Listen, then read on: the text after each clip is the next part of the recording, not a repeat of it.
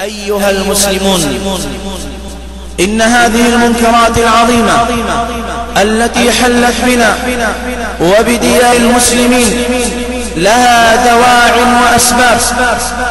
فمن أسباب ذكر التكفير التي لمست من بعض المسلمين وقام بسببها ما قام من إهلاك للحرث والنسل.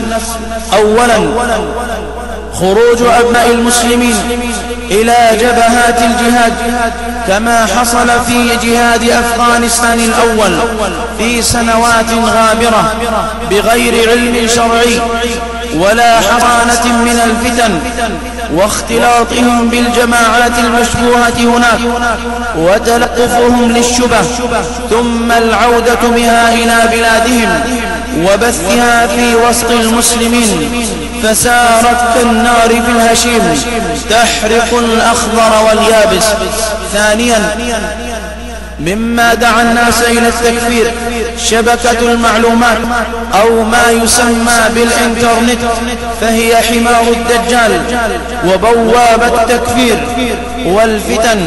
شرب أكثر المسلمين من كأسها واستقوا من حوضها الشر العظيم، فتراهم يتصفحون المواقع المشبوهة لهذا الفكر المنحرف ويقرؤون الكتب المحظورة إعلاميا ويستمعون إلى الشبهات ويجدون من ينظر لهذا الفكر الدخيل على بلاد المسلمين من خفافيش الظلام زبالات أفكار الرجال، فقبح الله الإنترنت.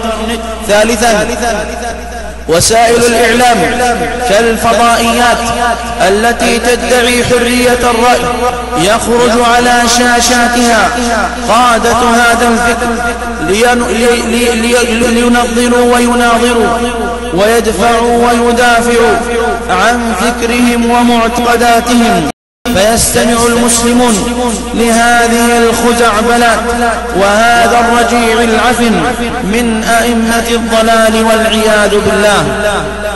رابعا، الاستهزاء بالشرع الحنيف من المنافقين، فإنه يفقد الصواب عند العجولين من المسلمين والمتحمسين، فيقابلون الخطأ بالخطأ والغلو بالغلو، كما يحصل في بعض وسائل الإعلام من الفضائيات وغيرها من سب للمسلمين من أهل السنة واتهامهم بالإرهاب للنبي صلى الله عليه وسلم وإهانة للمصحف، وكما قيل إرهاب الفكر ولد فكر الإرهاب. خامسا، قلة علم الشرعي أو انعدامه، فهو السبب الرئيس في نشوء هذا الفكر المنحرف. فلو فتشت في أصحابه لوجدتهم معدومي العلم الشرعي الذي يعرف به دين الله وسنة نبيه محمد صلى الله عليه وسلم. أيها المسلمون، في رأيي أن هذه الخمسة هي سبب هذه البلايا والرزايا التي بلينا بها في مجتمعنا، أعاذنا الله منها.